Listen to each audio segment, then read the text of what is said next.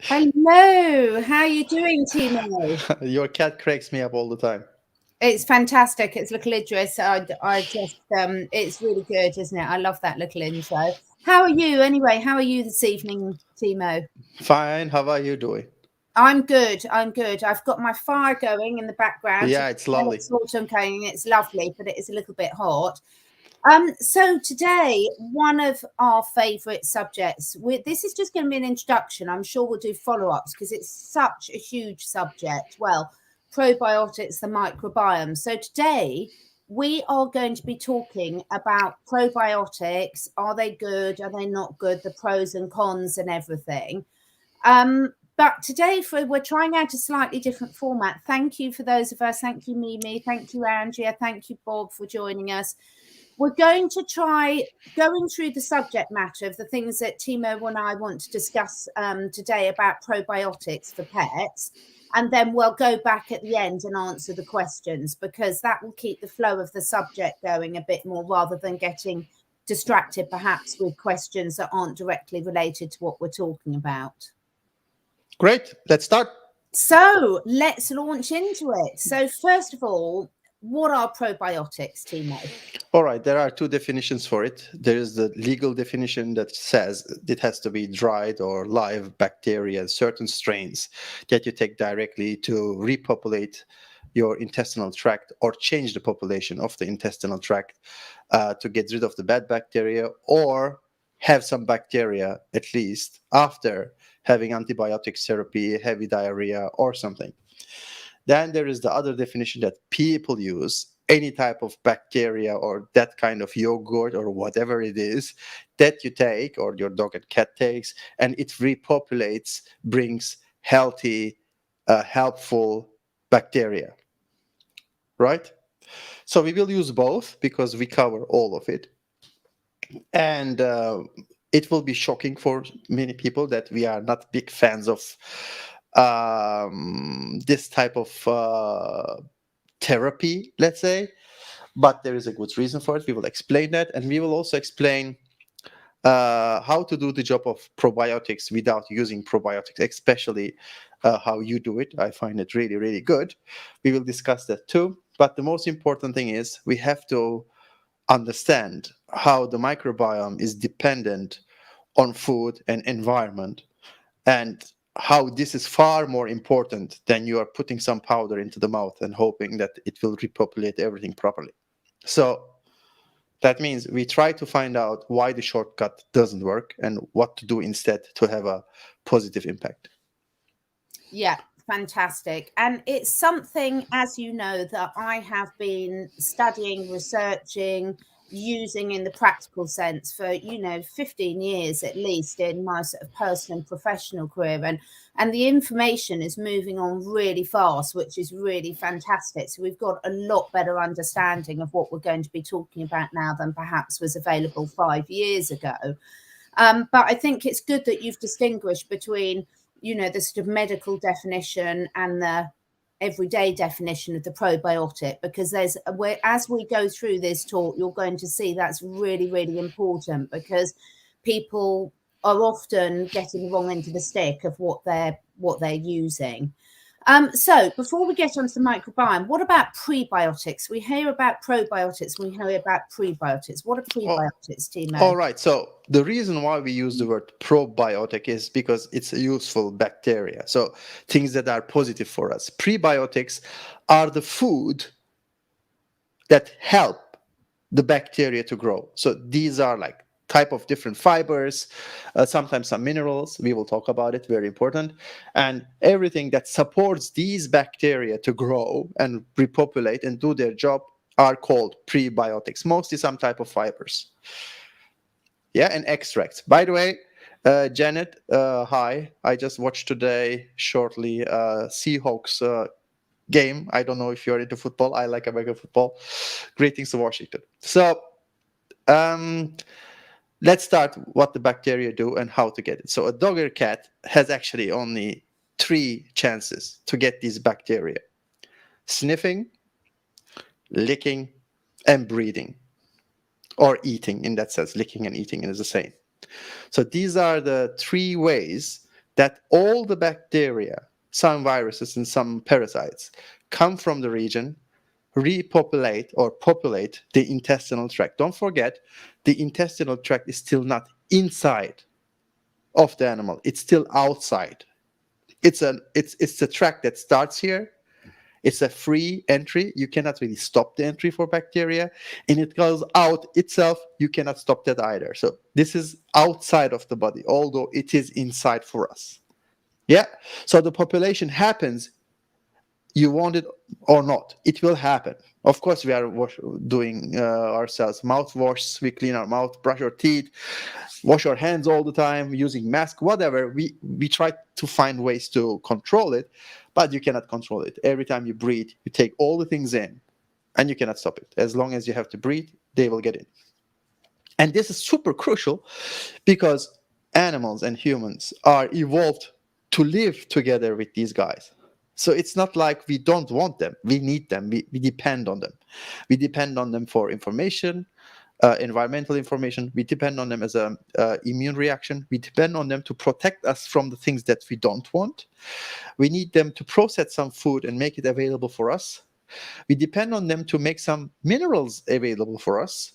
And we depend on them to tweak our immune system so the immune system neither is too edgy nor too lazy. So it's an important symbiosis for all animals around. Every living thing is in contact with the other living thing. So everyone is dependent on each other in some way. So if you think that by destroying it all the time, it being extremely clean, hygienic, and this, and you are making a disservice to you, to yourself, to your animal, because we need these bacteria. That said, the good bacteria comes from the original food. Hey, hello to Portugal. And comes from the food that is actually supposedly the right one, not the bad one. So if you eat directly from the organic farm, like in Portugal, let's say, that's where you get the good bacteria. If your food is heavily sprayed, you cannot find the right bacteria there because we destroyed them. We make their life impossible. So they cannot populate there. Right? If your food is always extremely clean because you want to get rid of the pesticides for you or for your pet, don't get the bacteria. We wash them off. So hard to say as a vet, but hygiene is not always the best friend, neither for you nor for your animals. So they have to have the natural dirt. The soil we call dirt is not dirty. It's necessary. It's full of minerals and all the things. They act like signaling, act like hormones, act like activators for our body and for pets' body that bring health, immune system, dysregulations, many things. That's why it is so important to have healthy organisms in you, living in harmony with you. So when you take antibiotics or you have diarrhea or you took a lot of ibuprofen or whatever different type of non-steroid anti-inflammatory agents like aspirin, whatever, you destroy a lot of them, like genocide, really heavily. So then the doctor says, or someone else, take this. We have 5 strains of bacteria. They are all good for you. We give you 20 billions of them. They will do their job in no time. Everything is fine. The problem is we need at least 30,000 different types of them, not just 5, and not billions of the same one, but in total billions of 30, 40,000 different ones. And if you force populate all these few strains from 5 to 10, even if it's 20, even if it's 100, it's not enough, then you are doing a disservice to repopulate the intestinal tract properly, because you dominate with constant feeding of these probiotics. You force ethnic cleansing, sounds although heavy, but you do ethnic cleansing because you favor 5 or 10 strains and you force them in all the time in big amounts so no one else can populate. It's so important, and this is a point I wanted to come through just to those of you asking questions. in the chat. We're going to come on to these at the end. As I started off at the beginning, we'll come on to your suggestions. It's very difficult for me to ignore some of them, but I'm trying to be disciplined. So I really want people to understand that if you're feeding a probiotic, and we're going to come on to in a minute whether things like apple cider vinegar are a probiotic. People think they are they really? Let's find out. Because if you're feeding a probiotic, that is going to have between 1 and probably 7 species of bacteria in it. Mostly. And particularly the veterinary ones. Now, Timo and I were looking at some of the veterinary ones today. I'm not going to bring them up on the screen because I don't want to pick on particular brands, but a lot of them have just got one species in of one strain of bacteria that's been covered, and then they're present in sort of 50 million of that one species. And as Timo was saying, the guts need 30 millions different species at least of bacteria in there. So if you're just pumping one in there, it overcollinates and can cause all sorts of problems. Yeah. So let's talk to people about what do we mean by the microbiome. I know we've got a lot to say on the microbiome because really, that's the reason why people are looking to use probiotics and prebiotics, isn't it? To try and support the microbiome. Yeah, so the microbiome is like all the plants, the grass, the beetles, the birds, the flowers, and the forest. If your intestinal tract is a forest, this is all that's on it, right? It's a part of the whole system. So they work with each other. And the microbiome are mostly bacteria, of course, some viruses, some protozoa, some parasites, they're all part of it. You like it or not, doesn't matter. So they are a part of it because it's still outside of you. Although you think it's inside, it's still not you, it's on you. And they populate it and they work together with you. Of course, they feed all off of you with things that you are putting in. But in return, they give a lot of things that you couldn't have without them. So that's why it's a symbiosis, right? So I give an example. Let's say we have a nice little town, and the town has a baker, has a butcher, has a banker, has a police officer, has a fighters, whatever. Every type of occupation is occupied by an expert, right? And this town functions. So something happens, it's destroyed, we try to repopulate. It makes no sense to put a baker in every one of these occupations. It will not work. Or a banker. So you need the specialist to do the job. That's the same with the strains of different bacteria. So they have to be in different strains there to make it happen for you in balance. If you have only 1 or 2 strains, they just overpopulate, but it's like you don't want to have a military doing all the job for you. You cannot have a colonel doing the job of a banker. It will not work. Maybe it works in one instance, but generally it wouldn't, right? That's why it's important to have this microbiome in balance. And balance means, in this sense, they live together in harmony and they benefit you and you benefit them. So E. coli, very good example. E. coli, everybody knows it, right? E. coli is actually beneficial for us in certain amounts, as long as they are not overpopulated. They do a certain job, and we need them. The moment they overtake, then we have a problem. So that means the balance is the most important thing for us. Okay, to get this balance, we cannot force any type of bacteria all the time in huge quantities. That's why we, in case Catherine and I, we do not support constant use of probiotics. But there are, of course, other alternatives.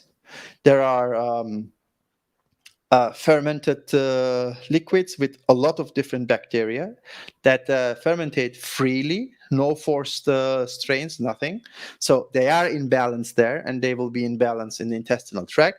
Of course, some of you like to eat Sauerkraut, as we say in German, and or some other fermented things that they have their own microbiome that help us repopulate.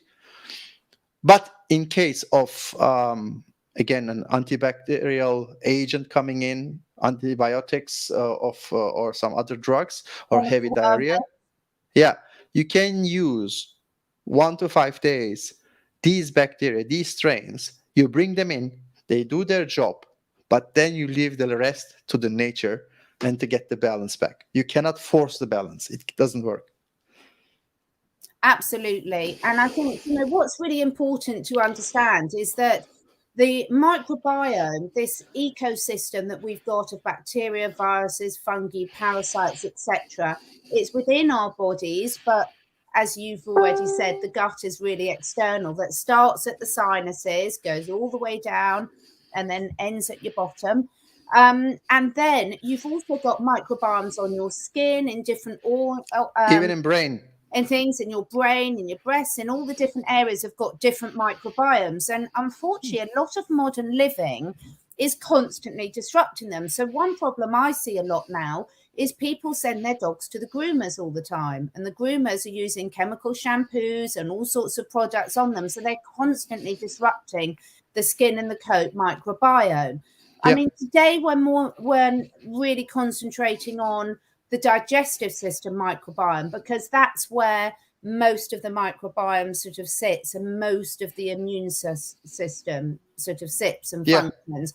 But it is important that people realize that we've got, the microbiome that's in your mouth is important, that's on your skin is important, that's in your ears, in every area of the body. And what we're doing a lot of the time with the decisions we make with this over cleanliness is constantly disrupting it. So it's constantly challenged to start again, and it can't start again healthily if we're not giving it the right building blocks and, the food, the air, the soil, etc.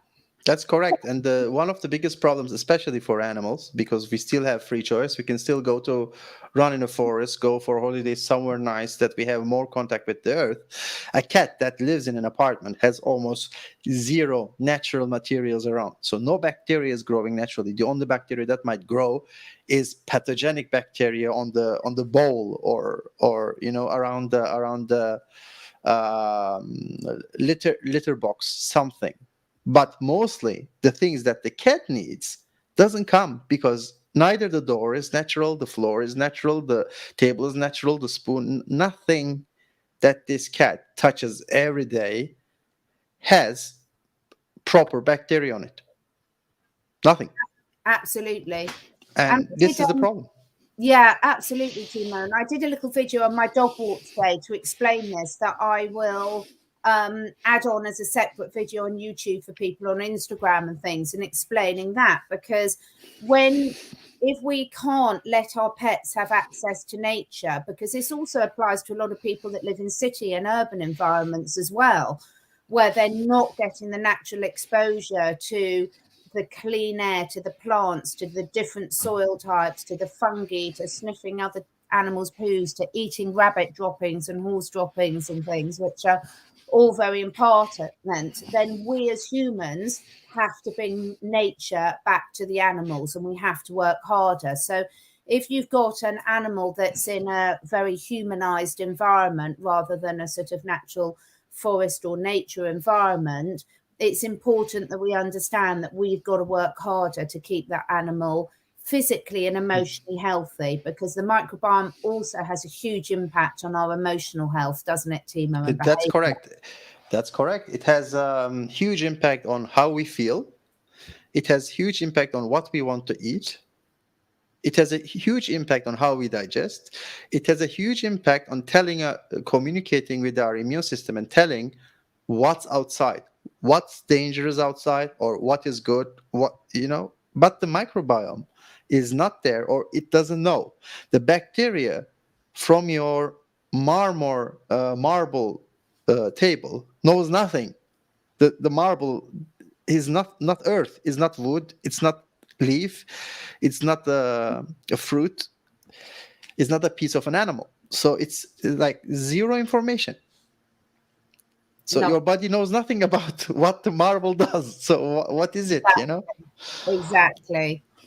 So let's talk about, before we come on to what the problem is with some of the products that people have been asked to use or recommended to use, where in nature, let's just make it really clear for people. So we've talked about the soil, we've talked about the fresh air, we've talked about the food. Let's talk about the impact of diet on the microbiome. Okay, I start with what Indigo says, which is really correct. The stomach is our second brain. A balanced microbiome means optimal health, which is perfect. But I would suggest that sometimes the stomach or the intestinal tract is more important than the brain Yeah. for the overall health. The brain does decisions on certain things on input, but the stomach has far bigger decisions. Intestinal tract has far bigger decisions that might cause our health or death. So it's really important. So a healthy diet, if it's not over processed, will bring most of the nutrients that these bacteria need in a form they need and in quantities they need.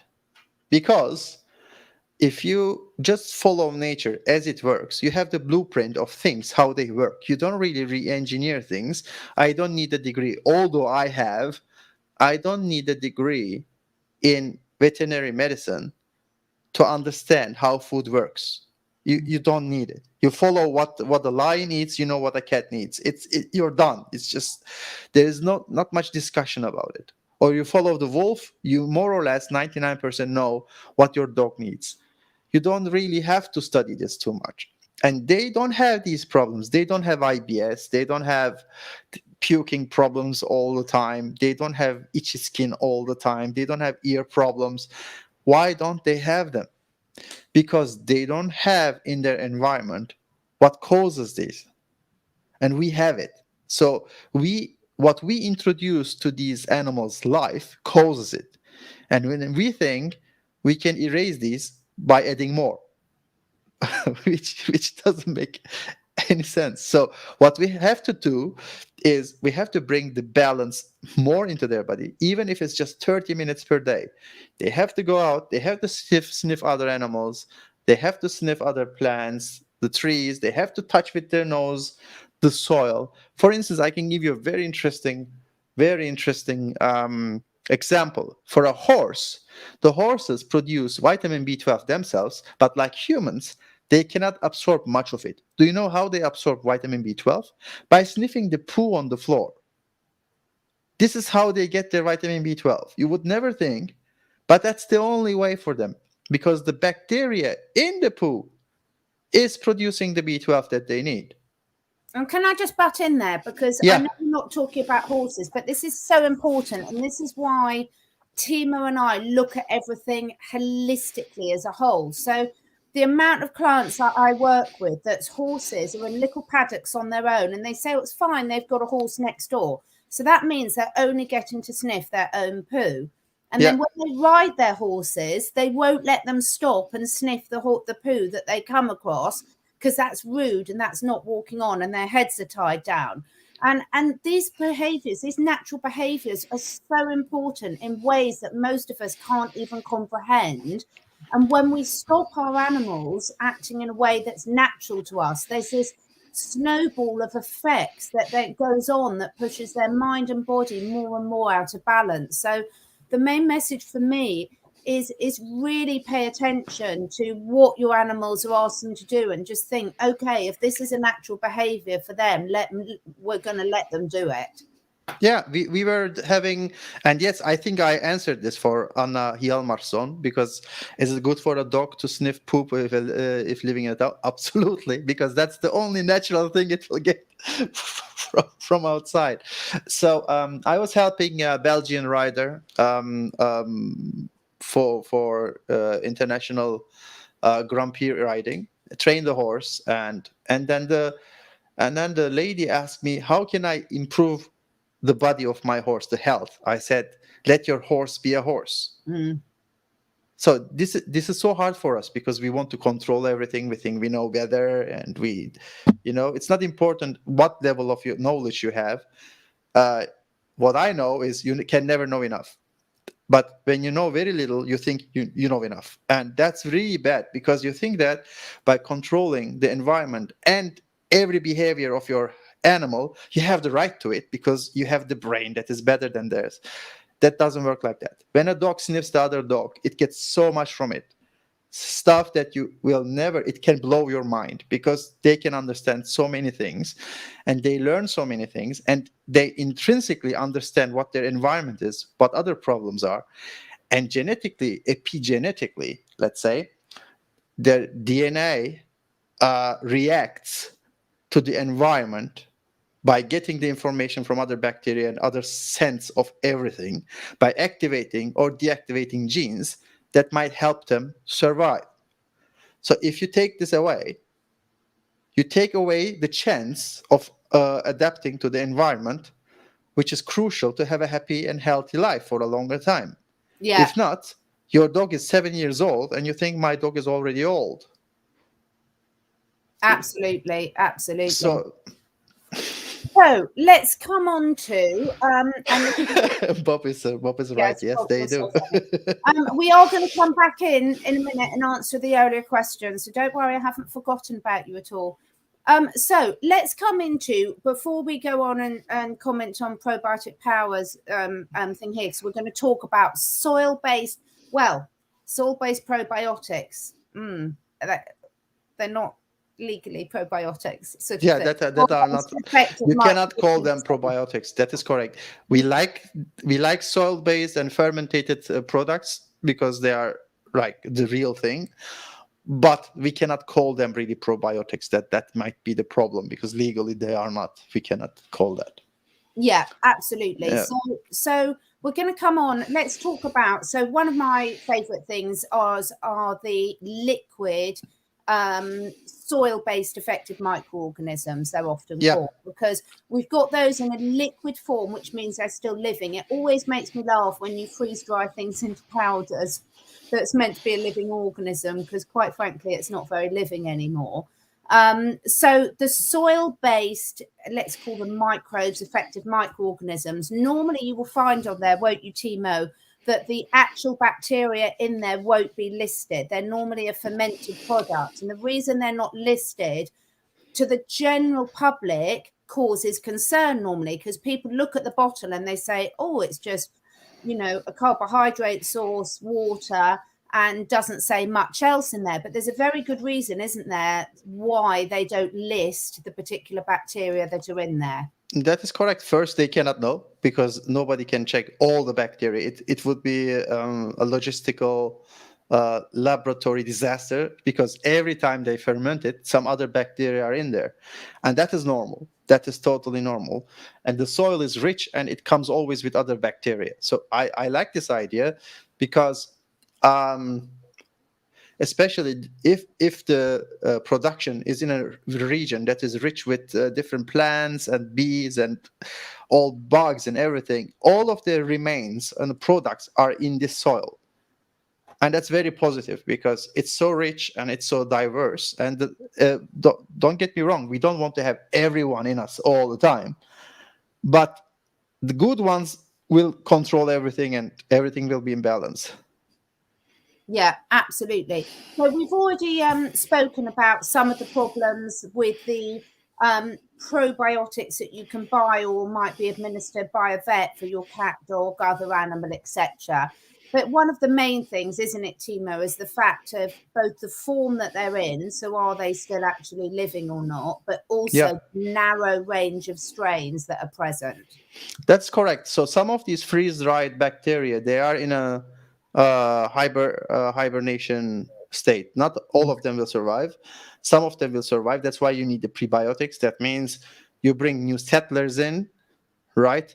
But you have to have logistics to the settlers, because if they cannot get anything from outside, they will die out. That's why you have the prebiotics feeding them all the time. So, and that's why most of these probiotic powders come with extra vitamins, minerals, many things that you don't need. Some come even with sweeteners. I don't know why. And yeah, and sometimes I have the feeling they just throw in things to make you think that they are better than the other brand. And Obviously, it doesn't really work on the long term. For short term, again, just as a emergency thing, it's okay. But after that, I would go with what Catherine said, with yeah, living fermented living products that are live inside. Okay, so that leads nicely onto some of the comments. Should we go through some of the comments now, Yeah. Timo, and then we can finish Yeah. off. So I'm going to sort of work my way back. So we have got here.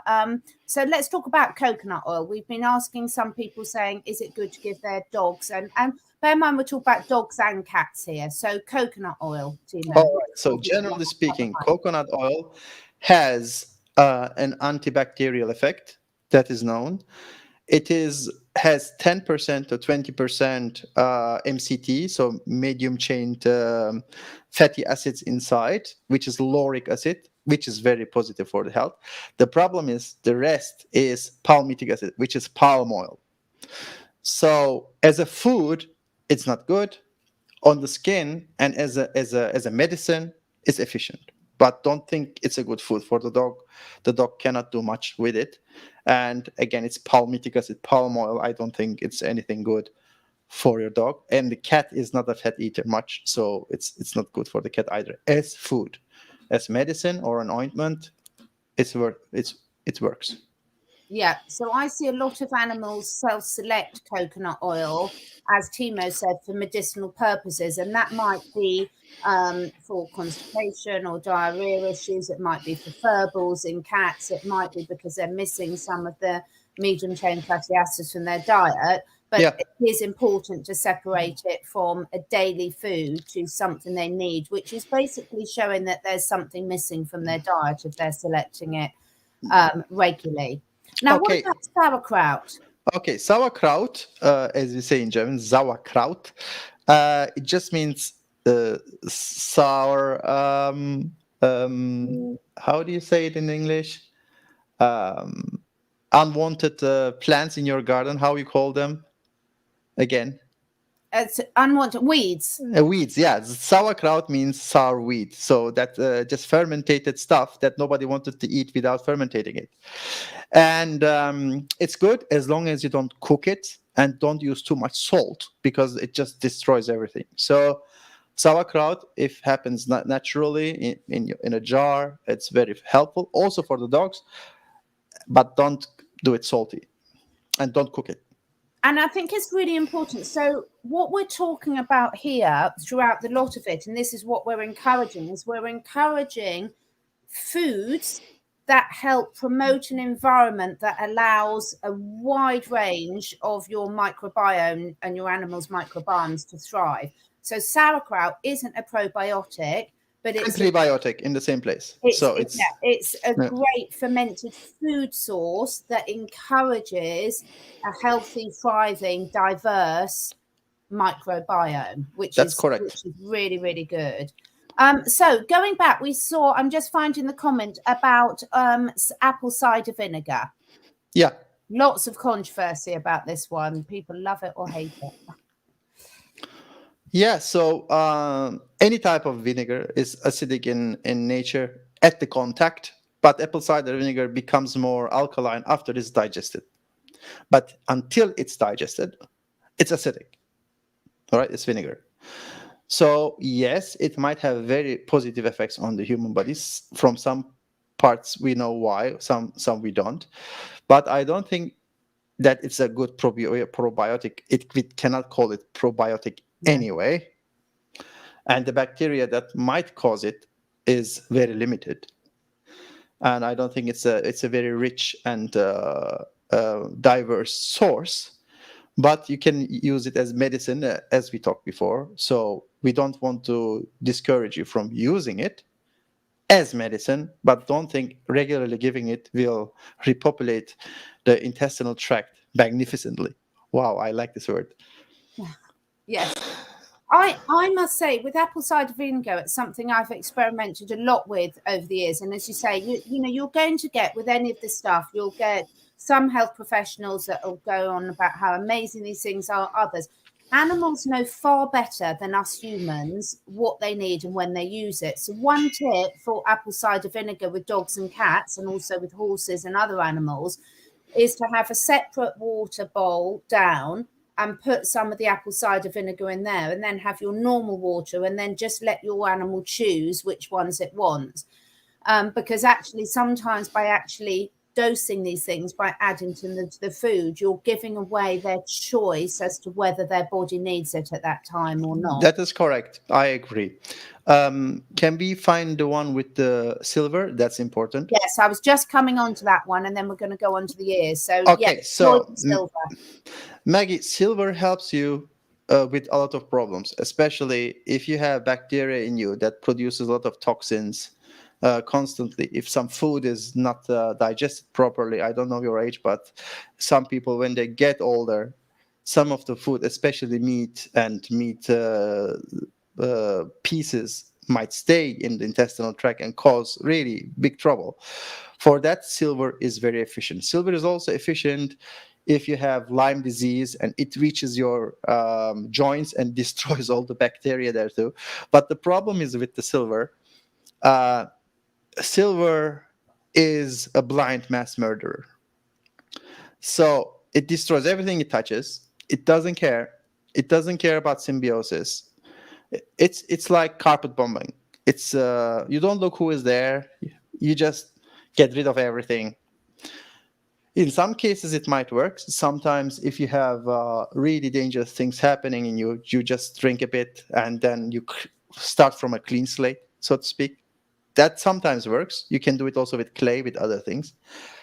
But I am not a fan of drinking silver at all because it doesn't belong to the body. Silver has no role in the body, and the body tries to get rid of it. And it's really hard to get rid of it.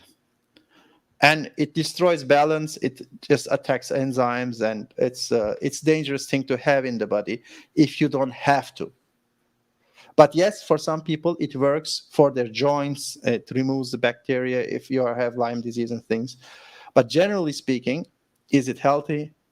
No. It's like chemotherapy. It helps some people and it might save you. But would you do it every day? I don't think so.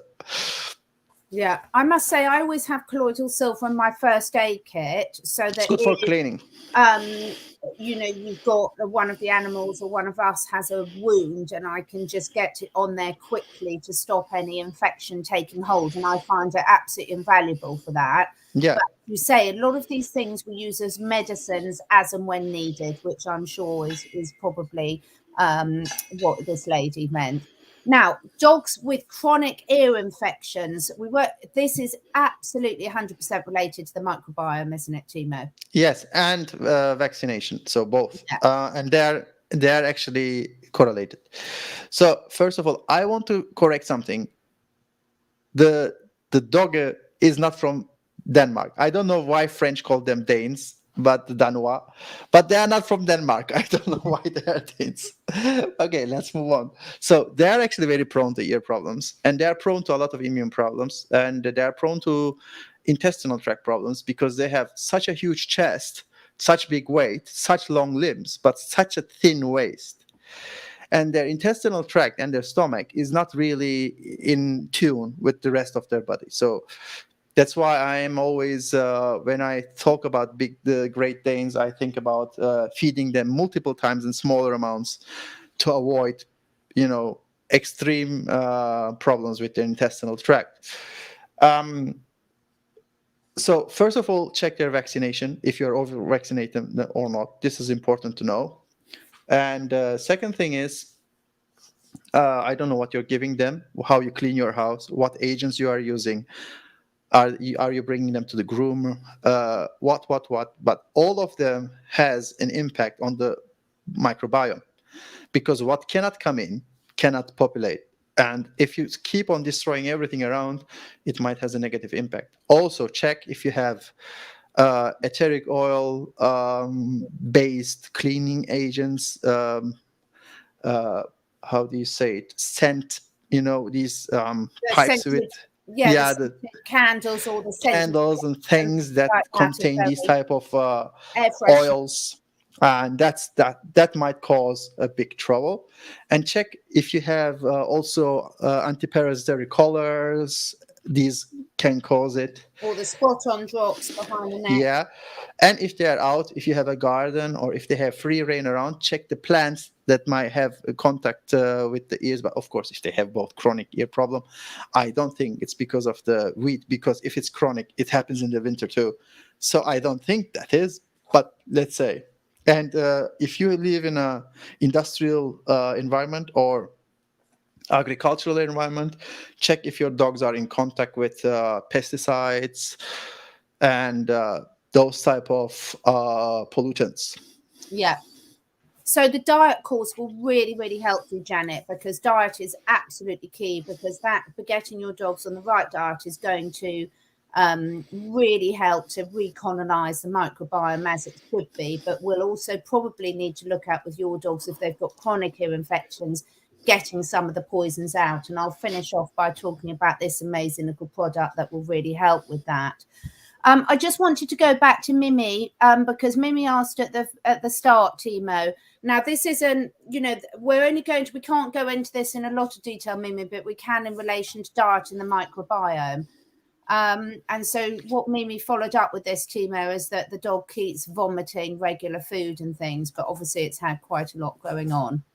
Yeah. So, when you operate, okay, so every time you open the belly, for no matter what, it's a huge shock for the body. And some animals or some humans never ever recover from this. So even it's just opening up and stitching it together. So this has to be known. Second, you also bring narcotics into the body because you want to keep the animal between life and death in the sleeping situation. It's far beyond sleeping, but shortly before death, you want to keep them there. So necrosis is nothing new. After that kind of, it's a heavy operation, and you might have to blend all your food, but then you have to make sure that your dog chews enough so that something, maybe ribs, some bone, or a big sheep's femur or humerus, and that keeps chewing, so the teeth are under pressure and they have contact, and the food though is almost liquid or smooth, so to speak, so that the digestion is far quicker. What you can do, you can also add some drops of porcine digestive enzymes or some nice pineapple, fresh sliced pineapples and mangoes, which have these enzymes also, so to make the life easier for the intestinal tract. Then I think you will have a smoother way up instead of having constant battle. Yeah. So Mimi, definitely the nutrition course, you can ask specific questions in there as well. But what we're saying differently for you is, rather than when you're making your food to be feeding big chunks, blend it up first for your dog once you've got the meal, so to make it easily digestible. Yeah. Fantastic. A couple of other good questions here. Long-term skin problems. It's very similar to what we were just saying about the ear problems, isn't it, Timo? Yeah, it's very related. Actually, both ears and skin is normally the mirror of intestinal tract, and it's everything that happens inside shows itself outside. If you don't have makeup, of course, you cannot see it. If you have constant makeup, that's another problem. But yes, and the constant skin problems comes mostly from mineral imbalance, for sure. It's like every time you read anything about what the results are from certain mineral deficiencies, is always skin suffers the first. Skin, coat, and nails, or in some animals, the hoofs. Yeah. So they are all connected. They are made similarly from similar materials. And if you don't have the right amount of minerals in right proportions, like too much phosphorus all the time, then some of the minerals will not be absorbed properly. Yeah. So again, with the chronic skin conditions, the diet, the dog nutrition course, or if it's a cat, the cat nutrition course, and then making sure you're looking at, I'm going to summarize in a minute, but you've got to get those toxins out of the body as well to allow it to appear. Aspiring alchemist, come on, give me a chance. I'm getting through the questions as quickly as I can.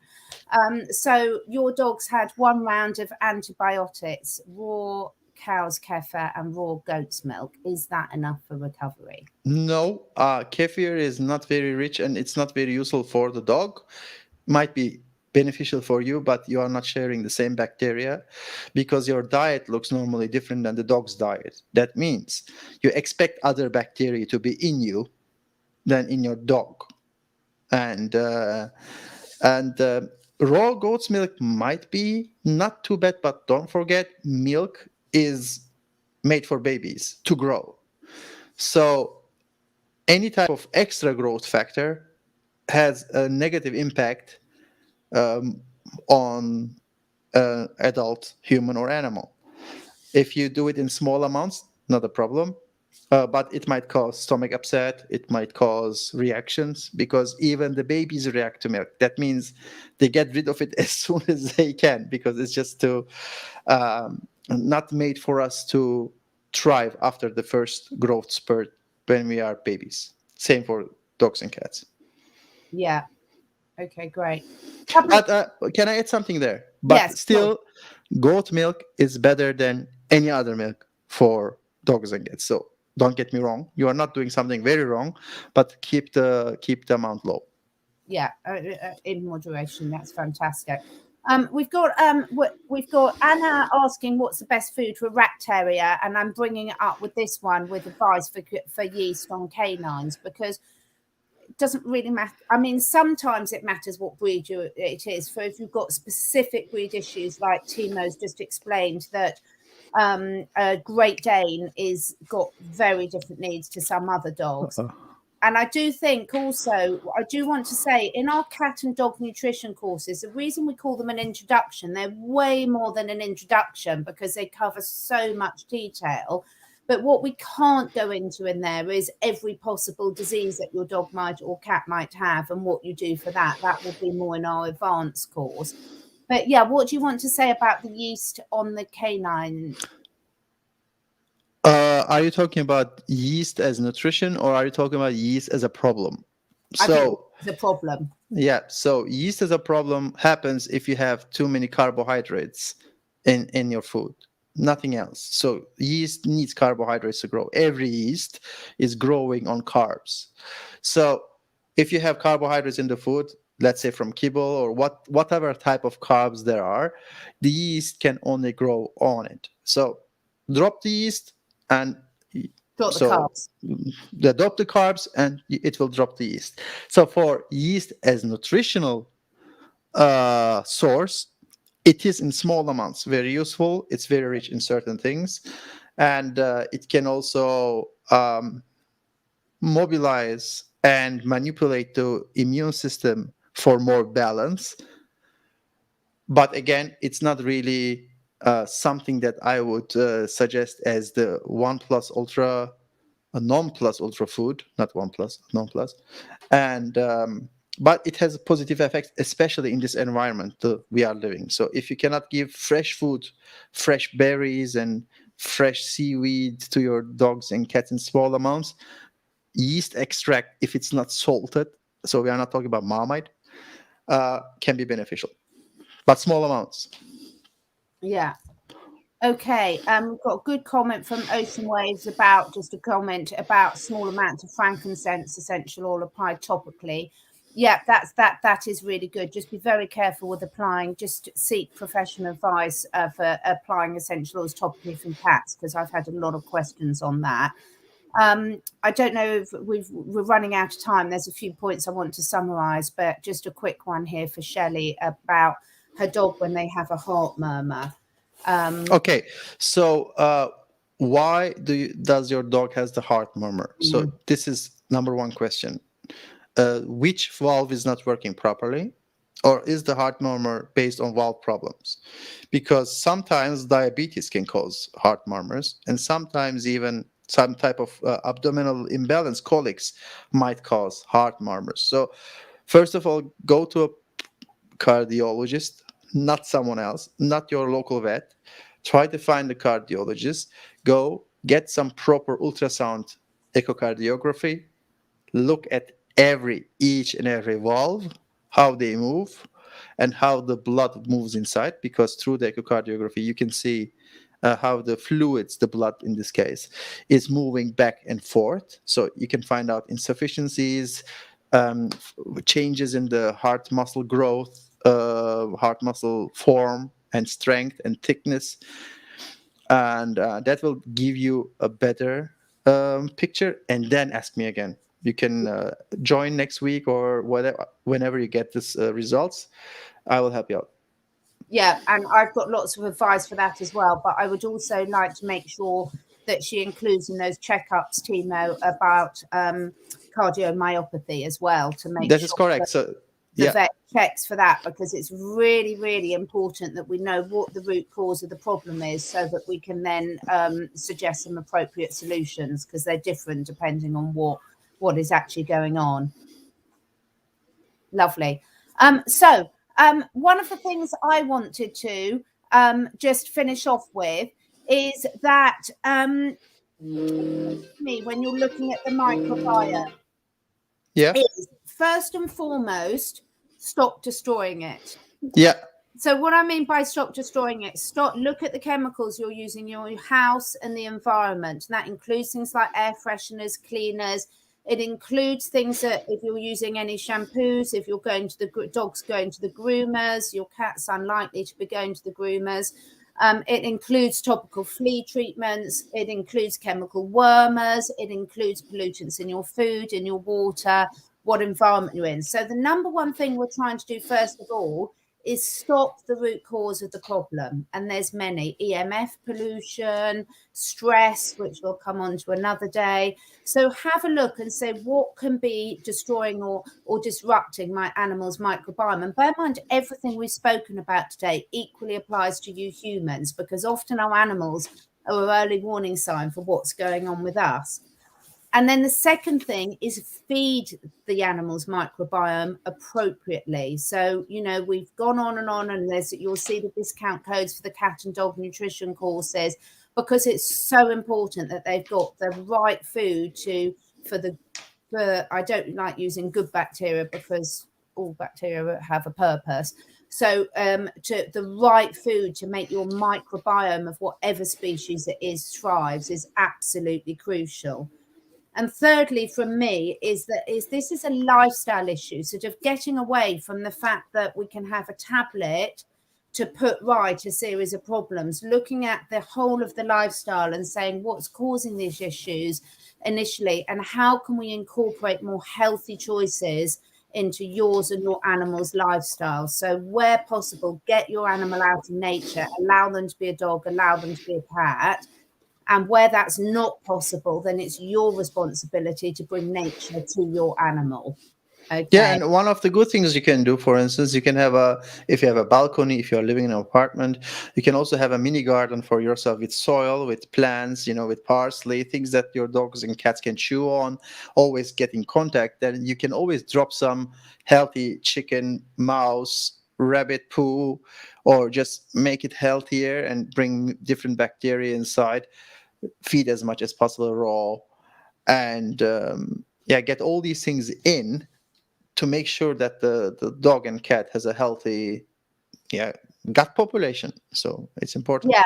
So bringing nature to it, because we're all in different situations and we've all got different challenges. So, as potted plants, lovely, great plastic trays, which you can fill with soil. You can put some plastic down underneath to protect your flooring, etc. Let the animals roll. Let them roll in dried herbs. Let them chew on plants, as Timo said. So there's a lot we can do to be really creative, to bring safe nature to our animals. But the more we and our animals get out in nature, the better. So any parting words from you, Timo?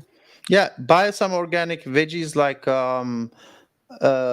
celery sticks or carrots and let them chew on without washing it. That's a good toy, and in the same time good nutrition and good bacteria they can get from there too. And just make sure that your civilization doesn't kill your animals. So just Bob is right. He didn't clean his house for a very long time. That's why he's so strong. Yeah, and as Timo knows, I'm always chewing on celery. Yeah, that's a good thing. I just don't go anywhere without my celery. It's the first thing when we go to Lithuania, I go and buy, isn't it? But as usual, you guys have got fantastic questions as always. Timo and I will be doing a monthly question and answer. Can you also, we'd love some feedback, wouldn't you, Timo, for anyone who's watching this live, but also people who watch it afterwards, about whether you'd prefer us to do like once a week longer videos like this for an hour, whether you prefer us to do shorter sort of 10-15 minute videos. We'd love some feedback from you on that, because we want to make it as useful as possible for all of you. So very happy to receive any suggestions from you. Oh, next All week, right. no, next week. Just want Yeah. to Next week we will do something very interesting. We will try to teach you or show you how to check your dogs and cats regularly, physically, how to make a checkup without causing much disturbance or panic in your animal, and keep touching them in a playful way to keep them under control, like you would do with your children. Always touch them, have contact, and see if they have any type of pain or discomfort, or some movement. For instance, you can pull the leg and the cat doesn't want to give the leg, and then you suddenly understand why it's limping slightly for a while, and have complete control over your pet's health. And we will try to teach you how to do these things in a playful and natural way. Yeah, shame we're not together. We could demonstrate on each other. Yeah. But I'll try and see if I can capture some of my dogs and cats to show you, but it might be a bit difficult with my video setting. Sorry, Mystic Mimi, I can't really answer that question now about the choking on the water, because again, it's quite an in-depth question. But if you look back through our videos, Timo and I did do a video on water, so go back and have a listen to that, and then perhaps bring that to the general question and answer session we'll do once a month. Thank you so much, everyone. Thank you, Timo, as always. And we will see you all next week. Bye. Bye.